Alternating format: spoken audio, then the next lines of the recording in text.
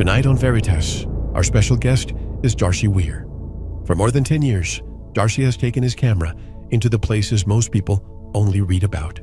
He has investigated UFOs flying over active volcanoes, secret space programs buried in classified archives, and mysterious sightings beneath the oceans that suggest we are being watched from more than just the skies. Through his documentaries, he has followed the trail of the men in black, those strange figures who appear after credible encounters to silence witnesses. He has looked into psychic experiments, once funded by intelligence agencies, searching for proof that the human mind may reach farther than science is willing to admit. He has also explored the legend of Sasquatch, speaking with researchers and witnesses who believe an undiscovered species still walks among us. His films have taken him into crop-covered fields where geometric patterns appear overnight, carved into the earth with precision that seems almost impossible. Each investigation adds another piece to a growing picture of secrecy and the unknown.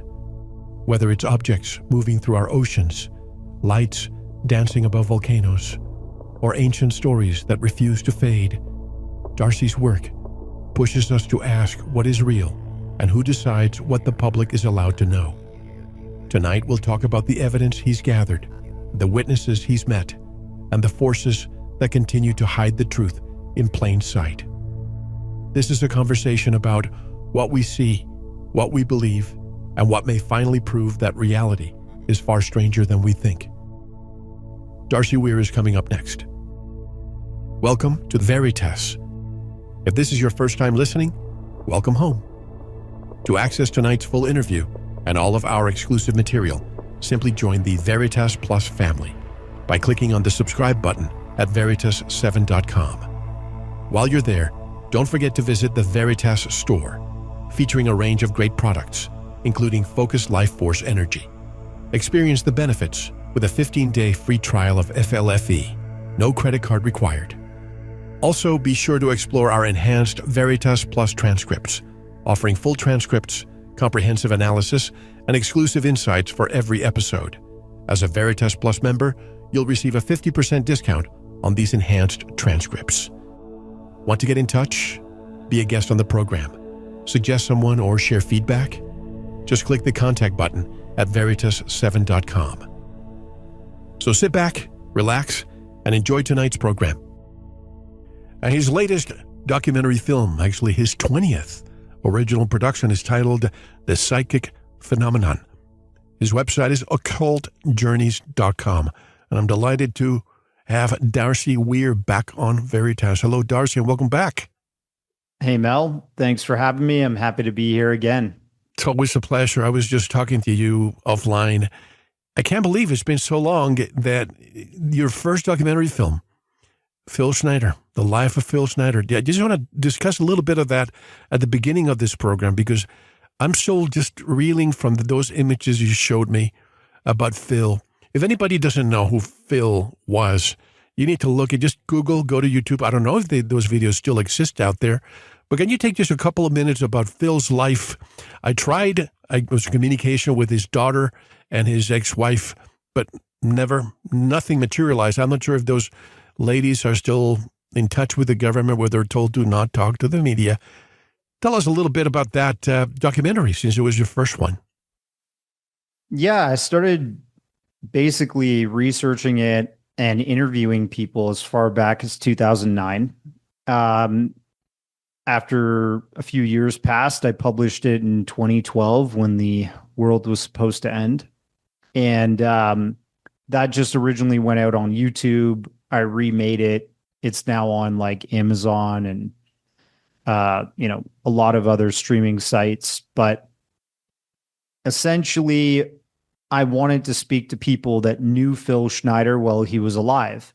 So I spoke to his late ex-wife, my friend who collaborated with me on that, Lee. He actually traveled out to their home in the Oregon area, and they interviewed.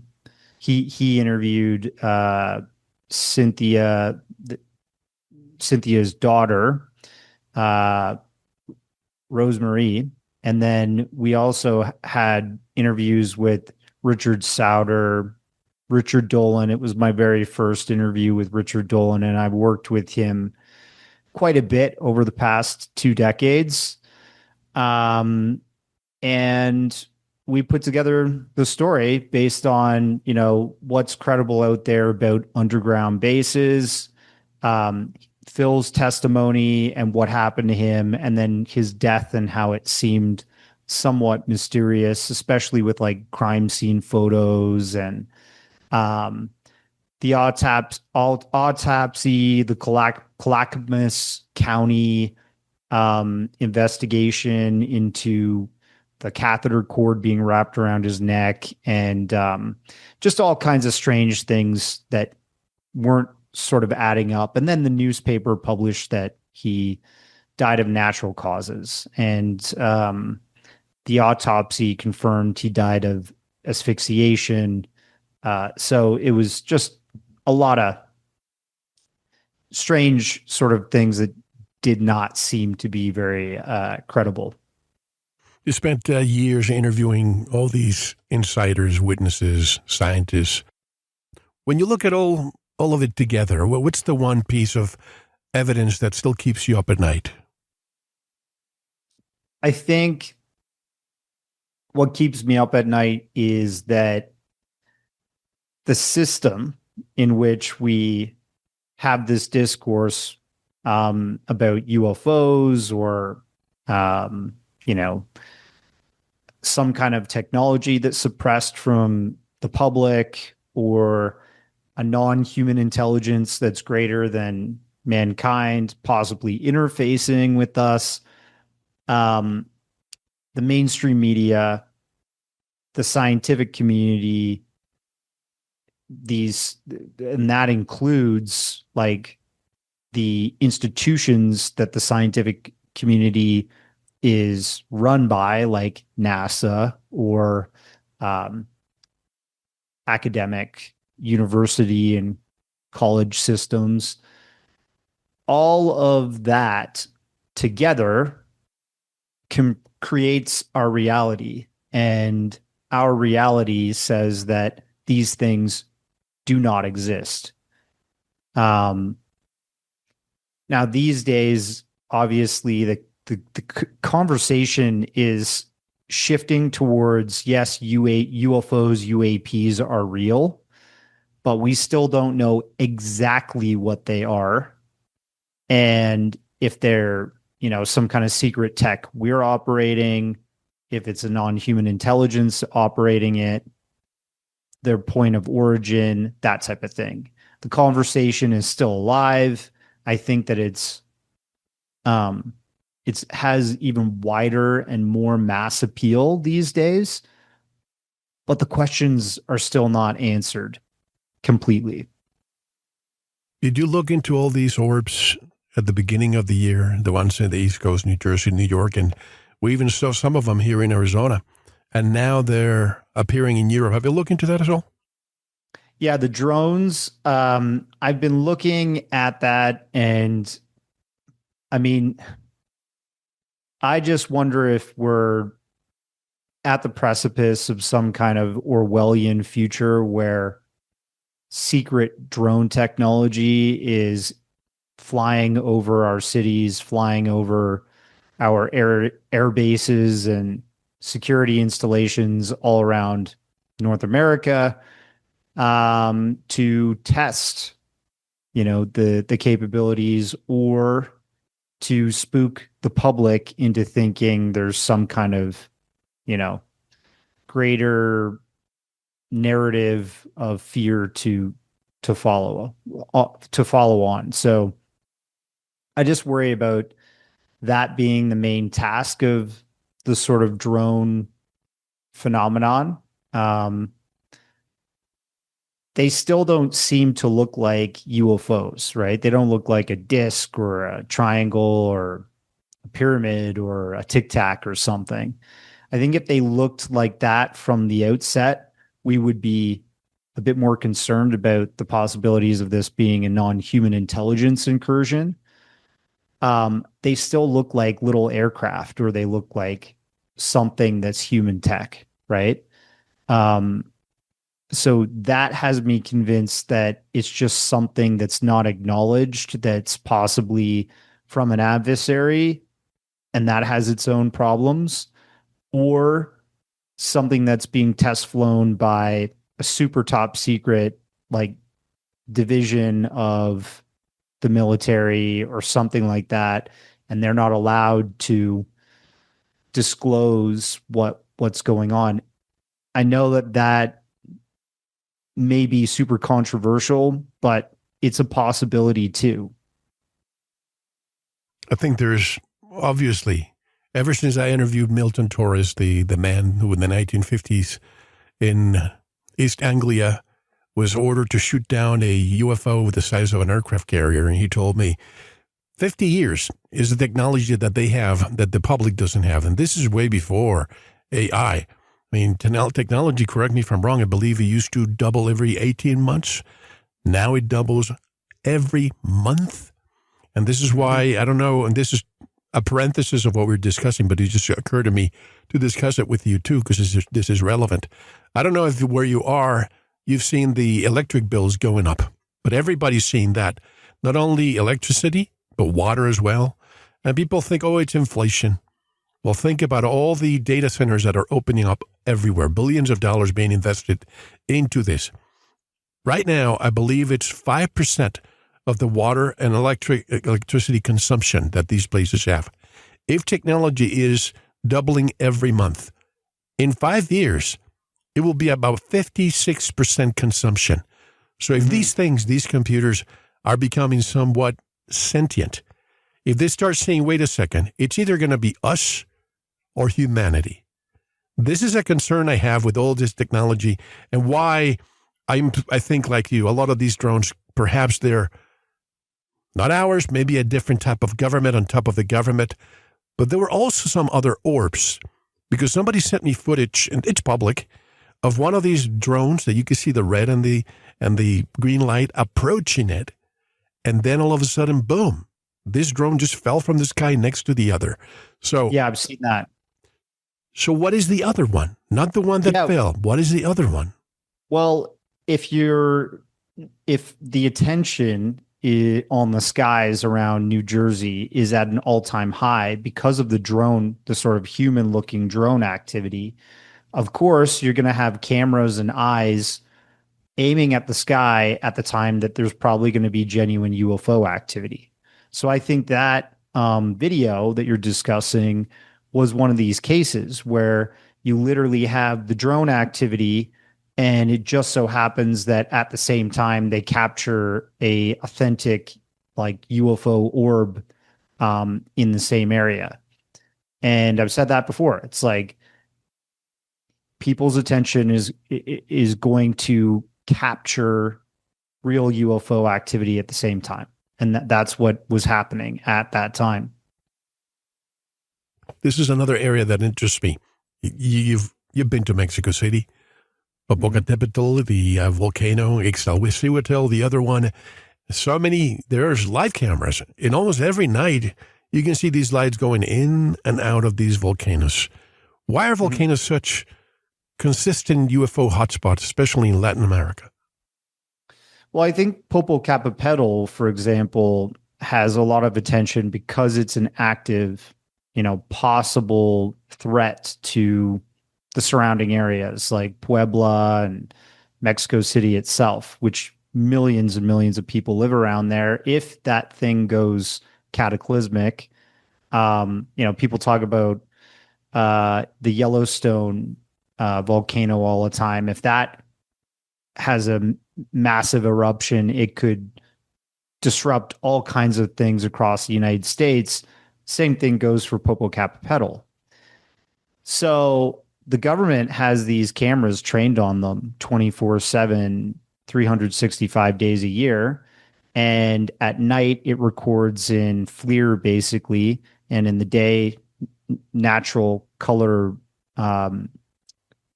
footage.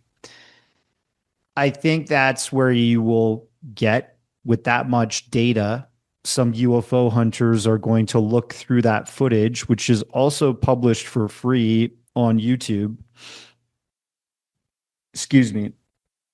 there's a live stream that people can tune into and watch Popo any time of the day or night.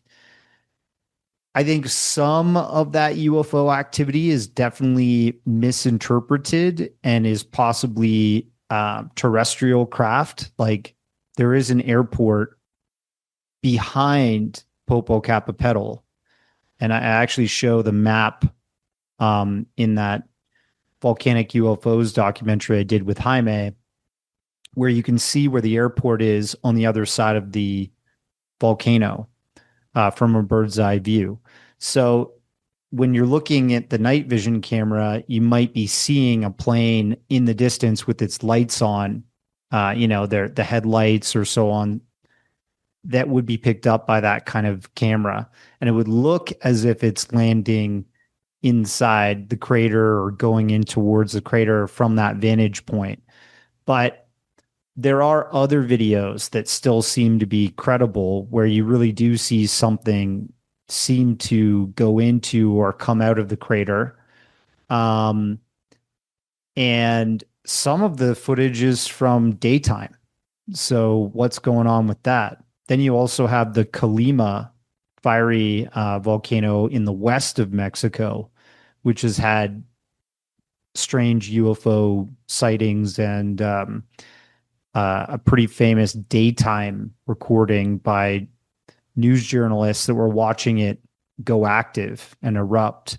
And this strange sort of disc-shaped, like cylindrical object slowly goes through the ash cloud and then off into the sky. I don't think there's anything we have that would be, an aircraft that's terrestrially made that could fly through the ash cloud of an active volcano and survive. One of the most impressive videos I've seen lately, and I'm sure you saw it, this is from April 15th of this year over Mexico City, a city with close to 23 million people. When you see that video, it's a meteor, and it's heading straight down to the ground. And you see this little light close by. The moment that light appears, that meteor changes direction, and it goes up and straight again, almost as if it saved millions of people. What's your take on that video? I've seen that. I mean, it's interesting. It looks anomalous, right? I just don't know how that was recorded and what the source, who the true source of that video is, right? I've seen another video that looks pretty compelling where an asteroid looks like it gets shot out of the sky by another object. Yep. Seems real, but I mean, with AI and the ability to create animations so easily these days, I just worry about the authenticity or credibility of some of these videos, especially if they've gone viral and we don't really know the true source yet. And I'm glad you're keeping the skeptical, open-minded skeptic, because that's very important, especially these days where it's becoming almost indistinguishable from what is reality. Some of these videos are so realistic that you can't tell. But I remember years ago, maybe 10 years ago, before AI came along to the masses, and I saw these videos coming from Russia, Ukraine, with these lights coming out of the sky, and then the people filming, all of a sudden the glasses shatter in their houses, and you can see the cars have their windows blown up and all the alarms. That to me was not AI. So even one of those videos shows one of the lights being deviated as well. Does it make you wonder if there's really something out there that protects us from all of these and all this debris around? Well, you mentioned that the military is possibly 50 years ahead of us in terms of technology. Back then, maybe now it's even more.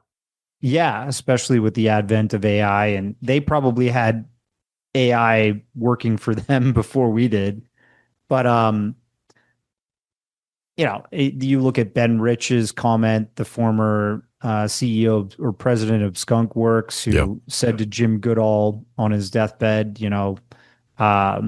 we have UFOs, which he underlined could be considered unfunded opportunities, meaning we didn't build them, they were just given to us or we found them. And he mentioned that we have the technology to take ET home, that we are 50 years ahead of anything that's out there in the military publicly, right? So maybe there is a system out there that is protecting the planet that we don't even know about, which includes things that look like UFOs, but are military assets, right? That are flying around our oceans or flying around space outside of the Earth's, outside of the atmosphere, that are trying to ward off threats. I don't think that's impossible. I remember my conversation with Edgar Mitchell, somebody who is very apparent in your documentaries. And he told me, my grandparents came from the East, horse and buggy, to New Mexico. And in 60 years, he said, and in just 60 years, I went to the moon. So the technological explosion that happened from that point to now almost makes you feel, really, was it us who developed all this technology? That to me lends credence to the work or the testimony rather of Colonel Philip J. Corso, who said, all these fiber optics and all this technology that we gave the AT&Ts of the world with the condition that you say you came up with it. We'll give it to you, but you came up with it for society's, sake. Do you think that is true? Or humanity actually evolved to the point that we created all these computer chips, fiber optics, and the rest of it? Yeah, with Philip J. Corso's book, The Day After Roswell, it's obvious his perspective is that we inherited a lot of this technology and then refined it, and it went out to a lot of military installations and Wright-Patterson Air Force applied materials and such, and was reverse engineered by companies like Rand or Westinghouse or back then Belcom, I think, that the types of companies that actually eventually helped get us to the moon with the astronauts like Edgar Mitchell. I don't discount that. It's really hard to prove it. I do think human ingenuity is important to not discount, though, and that we have to keep in mind that, we were able to develop all kinds of stuff on our own before the advent of the computer, the microchip, and so on and so forth. So it may be something that we were going to eventually come across in our own discovery in science, but we came across it earlier and started working on it earlier because of the circumstances, like recovering a crashed non-human craft and reverse engineering what they had, Totally. I could believe it. I actually have a friend who is a Hollywood director and really wants to retell the Roswell story from sort of the Philip J. Corso perspective. And I think it needs to be told. Absolutely. And these are stories from people almost deathbed. I mean, he was later in his life doing all of this. But speaking of Jaime Maussan, Jaime, that was the only time, if any interview, where we lost electricity in the studio completely. And we waited for 2 hours, nothing. And when I told them, well, we had to reschedule then, I went outside and there was a white van from the electric company. And I asked my neighbors, they all had electricity but me. And the guy didn't want to tell me anything. Oh, just doing routine work. And then he left. But we did it again because a lot of people think that we do live interviews and we don't for that specific reason. But in your film, Volcanic UFO Spots, again, do you think that these craft are monitoring the planet or simply using our atmosphere as a pathway? Because they go in and out of these, not only volcanoes, but mountains like Mount Adams and what's the one in California, the very famous one? Mount Shasta. Mount Shasta, yes. Yeah, I think it's possible. And we have all kinds of sightings around volcanoes, so it should be something we look into more. There's a pattern in your films, the sky, the ocean, the mind. Do you think these are separate mysteries or part of one larger system of contact? Well, I think, if you look at the different domains, right, which organizations like Arrow, the all domain resolution, what is it, organization or something? I can't remember the I know what you're talking about. But they're supposed to be, when they say all domain, they're talking about outer space, the sky, and then the oceans. And I think obviously even land, mountains, volcanoes, anything from the 3D world that we live in. And they're supposed to resolve anomalies and UAP incursions or UFO sightings and that type of thing. So I wouldn't give them a ton of credibility because as of lately, I think it's pretty well covered that they've just ended up being a catch-all sort of research group like Project Blue Book to debunk and stop the conversation in terms of the anomalous perspective.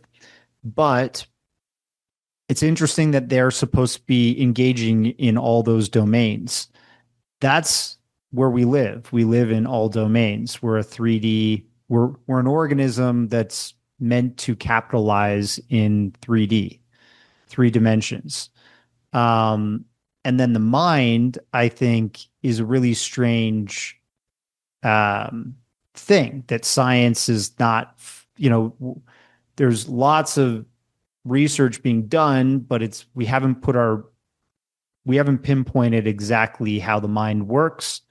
And there's all kinds of mystics and paranormal researchers and even quantum scientists that are now saying that the mind is, obviously connected to the brain, which is a 3D technology that all organisms sort of have that are living on this planet. Humans seem to have the most developed version of it. And with the psychic phenomenon, this recent documentary, I'm kind of exploring the idea that there is a non-local information source and a realm in which our brains can connect to, where non-human intelligence interact and the psychic ability can flourish. And so I think that also leads back to the idea of quantum, like this area of science that we haven't fully explored yet, that we're just kind of scratching the surface on right now and trying to navigate. Perhaps people have proposed this idea, and back like 3 years ago when I first started making this, I was at a presentation that Tracy Garbett Dolan was putting on, Richard Dolan's wife. Yep. And she was presenting on the idea that the brain, the human mind, is part of this maybe quantum computer room temp sort of machine. And I like that idea. And I like the idea that we are operating in 3D, but our minds may not stay there. Yeah, I'm coming not to the conclusion, but to the thought that maybe we're somewhat like avatars. And there's so many variables to this equation, even with, say, an organ transplant. I know people who have received an organ transplant from somebody else. Say an older man received a heart. This is somebody I knew. He passed away, but he received a heart from a 22-year-old who got into a car accident. All of a sudden, he started developing certain tastes of food and music. This is a man who only loved country music and loved German food, and all of a sudden, he developed this taste for, believe it or not, he was in his 60s, rap, hot food, Mexican food, and he contacted the parents of the donor, and they said, yeah, our son loved all that. So it's proven that there's cellular memory in every cell of our bodies. And then you're talking about remote viewing, I had the pleasure of interviewing Ed Dames, Russell Targ, Joe McMoneagle, all these people that basically prove to you that the mind can actually get out and see beyond our spectrum. Because our spectrum, visual, audio, is so tiny. If you look at what animals can perceive, we're always told that you are the highest in the food chain. But every animal out there has more perception than we can actually perceive. Have you ever heard of Dicyanin? I always have a problem pronouncing this. Dicyanin glasses, as in the movie They Live. You know what I'm talking about? Yeah. Air Force pilots were testing it out in the past few decades. I heard this story that, and Cliff High's parent, a dad. Right. When they put them on, they were seeing what looked like flying brains in the sky around the jets and like demonic looking things. So they were interacting and then commenting over their radio channels about, possibly engaging these things. But if they took the glasses off, they couldn't see it in their visual spectrum. So I do believe that is like sort of this dimensional thing, and also the limitation of a human mind and our eyes, that we're just not allowed to visually see into the whole world that's around us. I totally believe in what they call the archons, the jinn, the parasites that we can't see, but they're actually here. We are their food, and they survive on fear, on depression, and all of these things. And it makes you wonder, why is it that every time as a society we feel like, oh, finally we get a peaceful retreat, boom, there's a false flag, or there's another catastrophe that happens. They always want to keep us down all the time on purpose, because these beings probably have a lot of influence over those who are the so-called controllers. I mean, that's a scary thought. It definitely,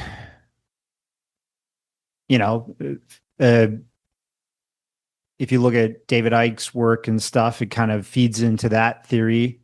It's possible, it's possible that the world is not just run on love and light.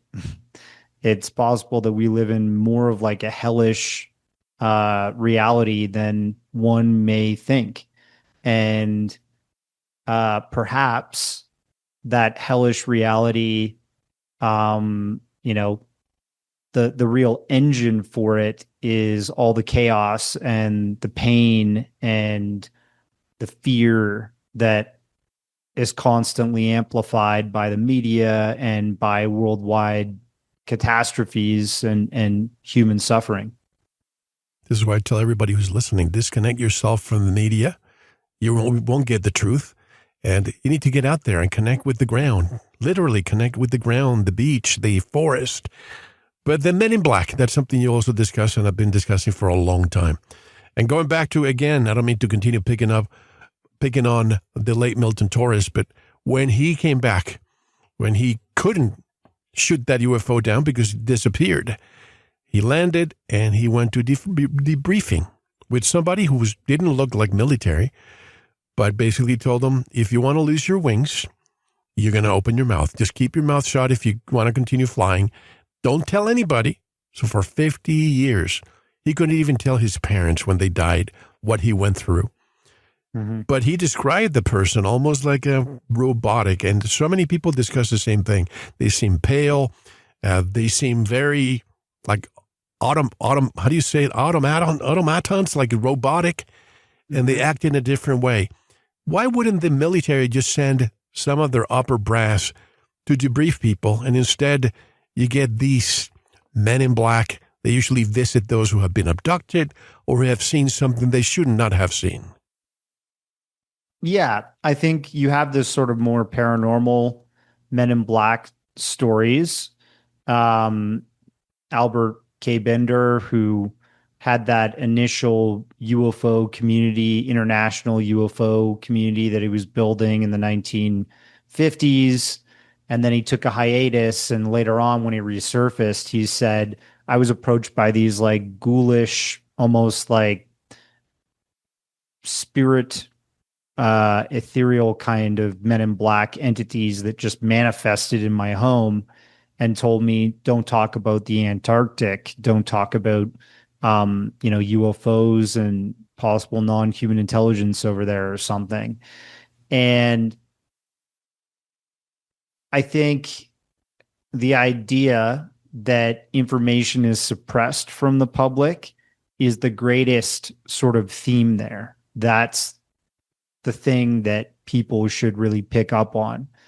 And it leads back to your other story about suppression by a non-human intelligence kind of maybe being at the top of the power structure. The archons and the jinn and all that type of thing could be just like a cultural view of describing some higher intelligence that is sort of manufacturing our reality. And we kind of discussed that actually in the Psychics documentary, because Ingo Swann, he proposed that is the case, that he thinks there's a higher intelligence that's sort of manufacturing what could be considered real to the masses in our reality. And one of the ways that they might be sort of governing our abilities, our discoveries, and keeping us within a box of manufactured reality is through things, control mechanisms like a Men in Black encounter. And I think the real Men in Black encounters are the 3-letter agencies that, depending on the type of witness that saw something highly anomalous, they send out somebody from a corresponding agency to intercept that person based on their ranking in society. So you have somebody like John Callahan, who's from the FAA, and they were trying to get to the bottom of this incredible UFO event that happened over Anchorage, Alaska, from JAL Airlines flight in the I think it was the 1980s, right? Yep. And, just to describe that encounter, it was a massive, what they described almost looked like a sun in the sky that emanated, in the middle of the night, 2 smaller objects that sent green lights into the flight cabin, scanning the pilots and stuff. It was a transportation flight, so it wasn't like a ton of people sitting in chairs like a typical commercial flight. They were delivering stuff, but the pilots were completely spooked, and they were doing these massive evasive maneuvers in the sky, big circles, imagine with like something like a 747, to get away from these objects. And they later landed on solid ground and made their report to the FAA. John Callahan was brought in to investigate. And later that week, eventually the CIA called him and other people that were on um, that investigation into one room, and they were told never to discuss that case again. And all their files were confiscated because they were told to bring all their files on it by the CIA. So I think that is one of the control mechanisms of reality is the authorities, right? And they deem what is allowed to be discussed or what is allowed to be um, in the public. And UFOs and the non-human intelligence sort of side of things has really not been allowed for a long time. Do you think that a lot of the cattle mutilation and re-abductions by not men in black, but military abductions, MyLabs.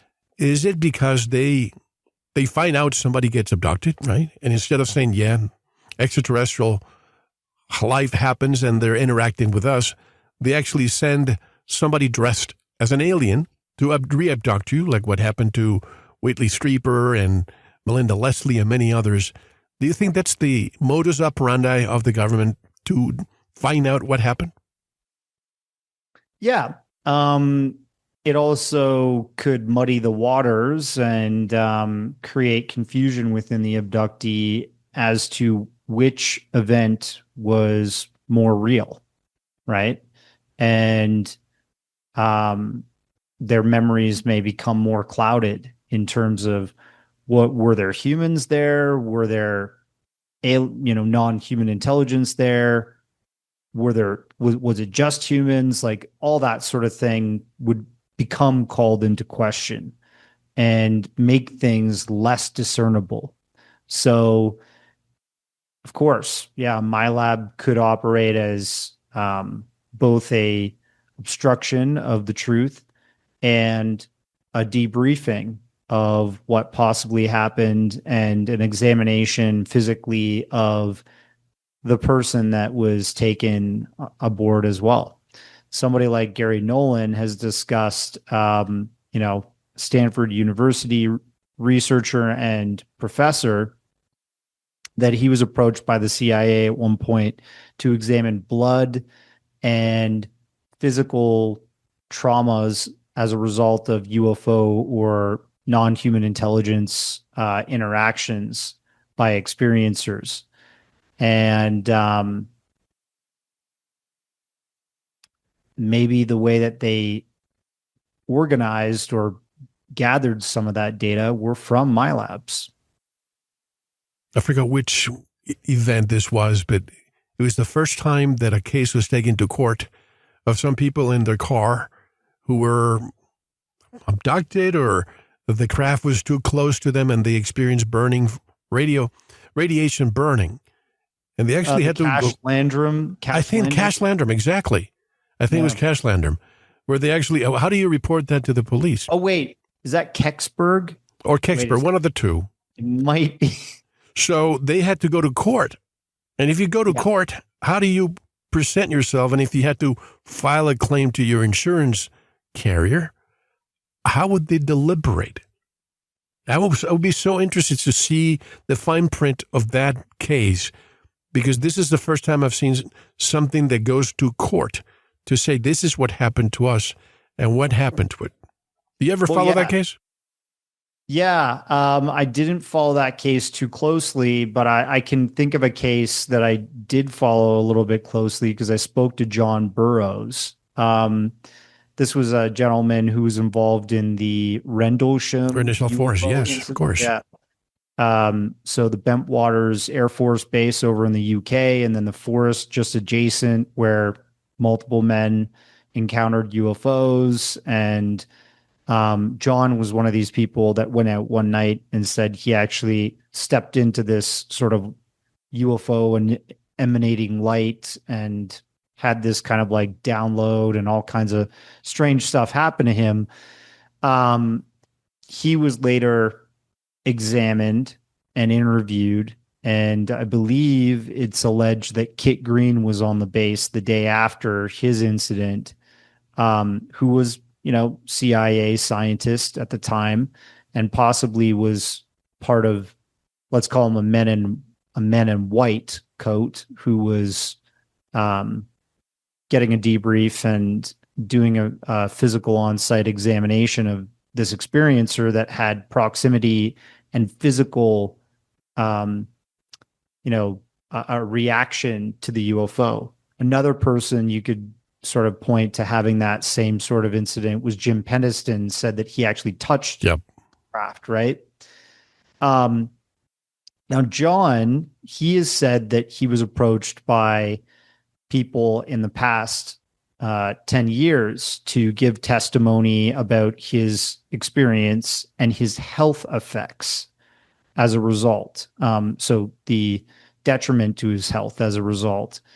And the interesting thing is that what people may not know is John McCain, U.S. Senator who was a Vietnam War vet and thought very passionately and fought for veterans that, come back from service or combat and seem to have been kind of left by the wayside and not taken care of by the system.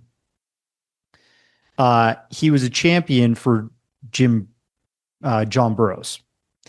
And when he found out, because it was reported to John McCain, I think by Hal Puthoff and those guys, that when he went to go make a claim to his heart condition at the time, he had a failing heart valve.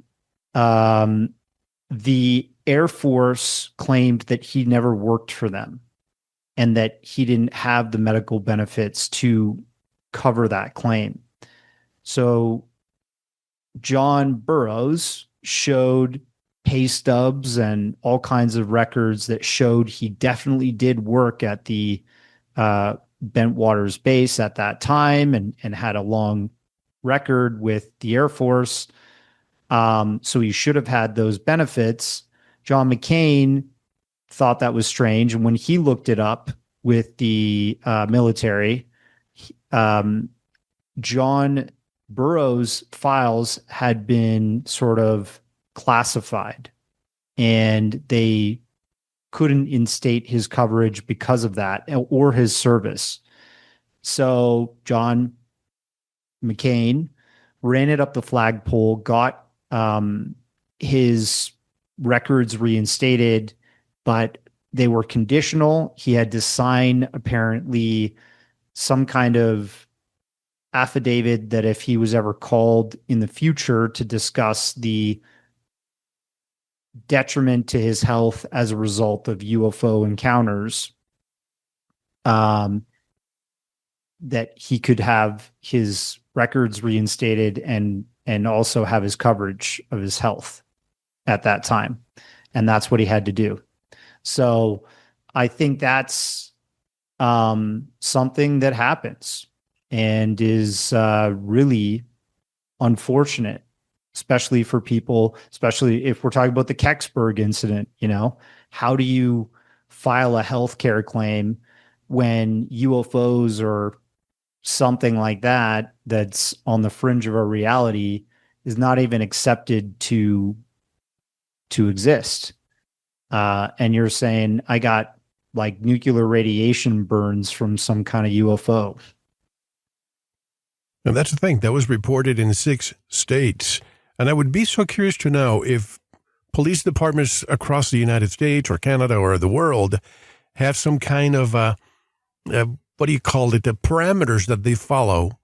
Because right now with technology, and I hate to say it, but AI is getting in the way of all of this reputable people, because you have the UFO reporting centers who are probably receiving a lot of AI stuff. And it was Richard Dolan who actually told me the first time I ever heard of this back in 2010, I think it was, look at all, because I used to show him images and he said, just watch it. Just go to Google Images and put them through. You're going to find out 99% of the time there's somebody else's. And somebody says, I just took that yesterday, and it's a picture from 20 years ago. Yeah. So as researchers, what do you do to combat the disinformation, misinformation that's out there more prevalent than ever? Ask for sources. I mean, any journalist is trying to ask for that, right? And as a citizen journalist, somebody's trying to understand the truth behind a picture or a video, ask for the original source. There's a Mars rover, I think AI generated landscape anomaly video that's been going around TikTok. I think like maybe Instagram, X, and TikTok. And it looks like the Mars rover is panning a landscape, and there's three what look like sort of columns that are coming out of the ground that look like they're very real. You mean man-made or, not artificial? They look artificial. They look artificial, and they look like they stand out like a sore thumb because the landscape is covered by rubble, like rocks and sand and normal debris you would expect on the Martian surface geologically. But then you have these like columns that are standing out, these like little monoliths. And I was asking for the source of that the moment the video was circulating. And it turns out, the Mars rover takes these landscape mosaic shots. So it takes like multiple pictures and it turns it into a panorama, just like our cameras can do panoramic pictures if you let it scan the landscape until it stitches together that big photo. Well, the Mars rover has been doing that for a long time. And somebody had taken one of these Mars rover dioramas, I guess you would call it, and they fed it into AI and said, make it look like the Mars rover, make it look like a video of a Mars rover panning the landscape and sees something anomalous coming out of the ground. And that's been posted all over social media as a real video, but it was just originally a diorama photo turned into a video. And you're going to see that more often than not now because anybody can create a spooky video on their phone with the advent of artificial intelligence and a creative mind. It was Patrick Wood, the man behind technocracy.com, who told me the biggest problem we all face is that we are divorcing ourselves from reality. And that is so true. Every day I see these videos now of what looks to be like Ring cameras from people's Ring footage, and it looks 100% real, but you see what it is, and it's absurd, some of the things that are happening. Somebody's taking a nap, and a bear comes and licks his face, and believable. So what I used to say years ago, what's going to happen in a court of law when you have to introduce evidence? Are they going to believe the AI, or are they going to disbelieve the real footage that could, make somebody be innocent or guilty, however you want to look at it? Oh, 100%. I mean, I've seen those night vision Ring cam videos that have gone viral of what it looks like a family of raccoons jumping on a trampoline at night. Yes. Or, a pig and a goose or something like that. It looks great. It looks real, but it's not. And, See, but you and I can discern that. But how many people out there just totally believe it? Well, I think there has to be like a technology that addresses that eventually, which is kind of like the Google Photos search that you were talking about before, where you can run an image through internet search and you can see, oh, okay, this image was uploaded 20 years ago and it was created by this person. There's metadata linked to that, right? I think if AI companies that are allowing this video content to be pumped out by them, like ChatGPT, OpenAI, what is it? Another one's Midjourney, Claude, Luma Gemini, Labs, Grok. Midjourney. Yeah, all of them. Grok, ML, Runway ML. They should allow that these videos be searched through their databases to back check if they were created in their database, kind of like Google allows you to scrape the internet to see if an image, what the origin of an image is. I think all these AI companies, if they're scraping the World Wide Web to create images and videos out of their artificial intelligence technology, they should also allow people to have access to their databases to see if the videos or images were created from their source. See, a lot of people don't believe that these machines are, they say, no, they cannot become sentient because they're not human. But what if they're fed information that they believe themselves? For example, I know so many stories of AI now. When you say, thank you, you were great, that specific AI starts becoming arrogant, full of itself because you're just saying all those things to it.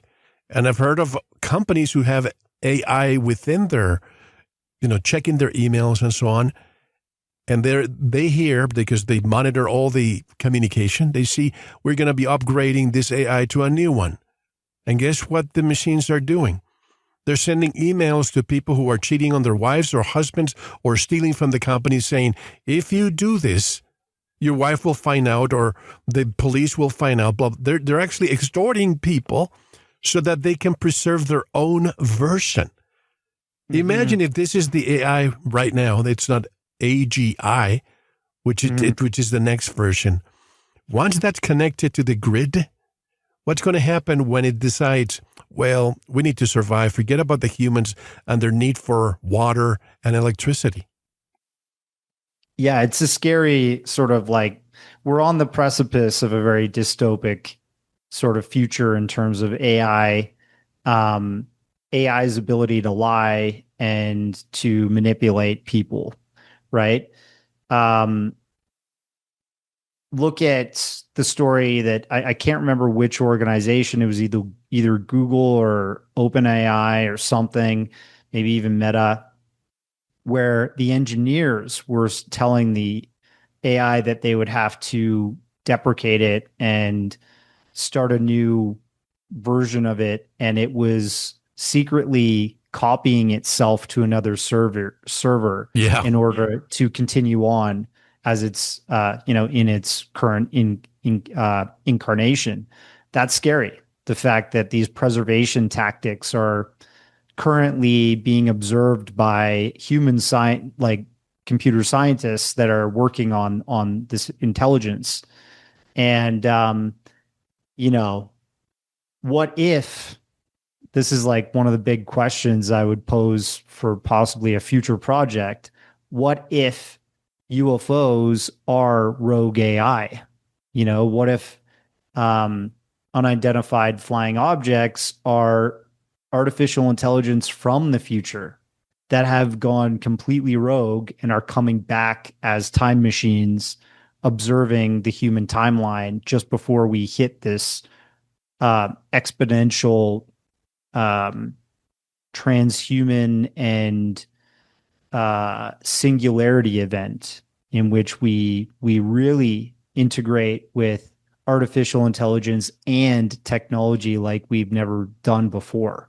Like, wow. We've just been cavemen, really, that are using computer technology, but soon that computer technology might be embedded into us and influencing how we evolve quickly, Nail on the head, Darcy. Yeah, I may have told you that I have a case that I've been working on since I started this program, but every time I try to put a glimpse out there, let's call them victims because that's what they are, the subjects of this case contact me and say, please, you want us to be, they were actually told, you release more information, you're going to be nailed to the wall every time. But anyway, these images are of orbs, and what they are They don't call themselves artificial intelligence, artificial intellect. That's what I'm told. From the future, coming back here because we are in a time bubble, almost like in a prison. Very complicated. I have a lot of the data, but I cannot release it because these people, every time I try, a couple of years ago, I had the premiere of our new season, and I had a video out there, and I planted some Easter eggs, a couple of images here, a couple of images there, to see if people would say, what is that? Well, they noticed, and they called me immediately. What are you doing? You're putting us in danger. So every time I try, they stop me. So I don't know what I can do, but that tells me that if time travel exists, it is happening right now. So what some people call the Foo Fighters, where maybe these orbs that were coming back in time, and I don't know, maybe we have different timelines occurring at the same time. They're trying to change our future. You've heard of the Mandela effect. So who knows if our timelines are merging all the time based on the actions of our population. Yeah, totally. I think there's a possibility of all of that. And I think it's hard to prove, but I think if we continue on the way that we are in terms of technology and the use of artificial intelligence while it goes to AGI, which is going to be in the next 4 years, probably. Some people predict sooner. Some people predict a little bit later than that. It's possible we'll have the answer to these questions. Well, before we take a break, one last thing about Men in Black. Do you think that these are government agents or something entirely different pretending to be human? I think depending on the case you look at, it's going to be either or. Some people say that they evolve with technology. Have you seen evidence that this phenomenon has adapted to the digital age? Well, what I find interesting, especially with the post sort of 2017 release of UAP and UFO activity with Navy pilots like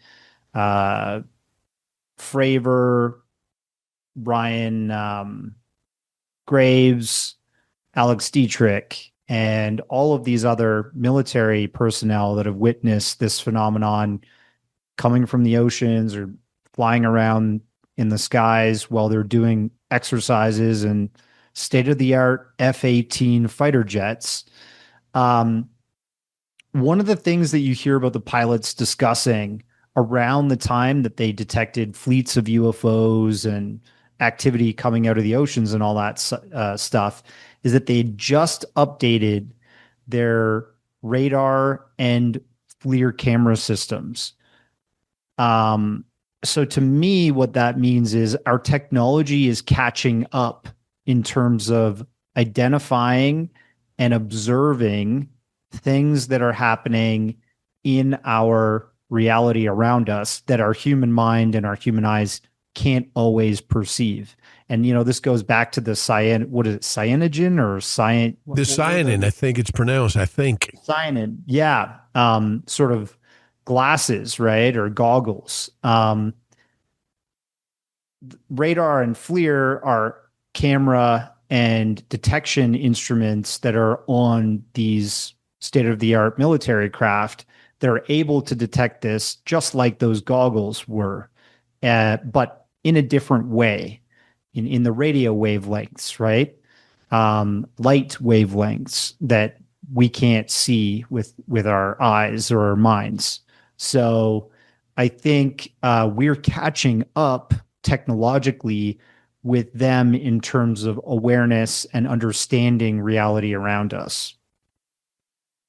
Well, we have to take a one and only break, but I want you to tell our listeners how to buy or watch The Psychic Phenomenon, the 20th original production of yours. Yeah, film is live on Amazon Prime now, and will be available on other platforms as we go forward. But if you go to my website, occultjourneys.com, you can click on the poster. It'll take you right to a site to watch it. And you can also search Just Watch to see where a film can be seen in your home country. Well, we have one more hour to come with Darcy Weir. We're going to talk about Sasquatch, which is a subject that I never touched too much until I interviewed somebody recently, Ashley Stinnett. And this is an area that I really want to dig deeper because you've done a lot of research about this and you have a documentary film about it, right? Yeah, I have two. Two? Yeah. Okay. And we have a talk about the TR-3B, the Aurora Project, NASA. Are they lying to us? Did we go to the moon? Is Apollo mission, was that a ruse just to keep the Russians at bay, or was it real? All of this when we come back. You are listening to Veritas. My special guest is Darcy Weir. Don't go anywhere. Here's a track from Truth Frequency. You won't hear anywhere else. If you like what you hear, you can get the full track at veritas7.com on the page for today's guest.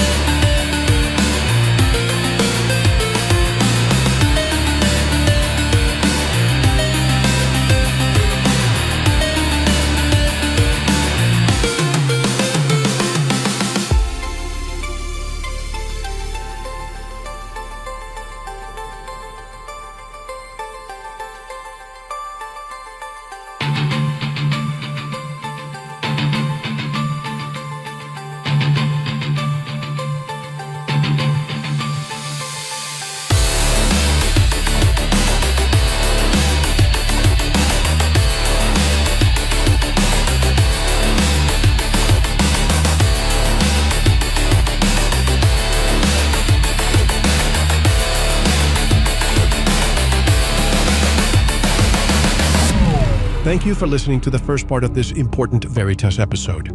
To hear the rest and access all of our exclusive content, head over to the Veritas Plus member section or click the subscribe button at veritas7.com. While you're there, don't forget to visit the Veritas store, featuring a range of great products, including Focus Life Force Energy. Experience the benefits with a 15-day free trial of FLFE No credit card required. Want to get in touch? Be a guest on the program? Suggest someone or share feedback? Just click the contact button at veritas7.com. Thank you for listening to Veritas, because you don't want to believe, you want to know.